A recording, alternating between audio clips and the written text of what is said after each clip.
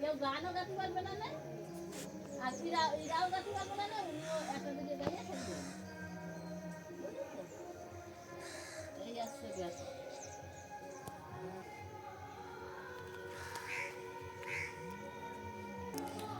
কুয়াশায় ঢেকে আছে ঘরবাড়ি, কলের জল এখন সঞ্চিত হয়ে আছে কলের বক্ষে। পুকুরের পাড় ঘেঁষে চলে গেছে পথ। এই পথ দিয়ে একদিন হেঁটেছিল মহাকবিরা।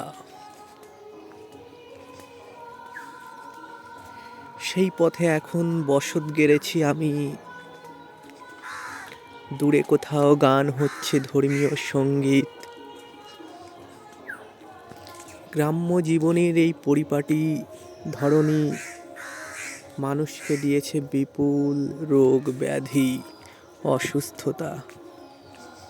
ওই যে দূরে নৌকা শুকাতে দিয়েছে কেউ, যদিও রোদ পড়েনি।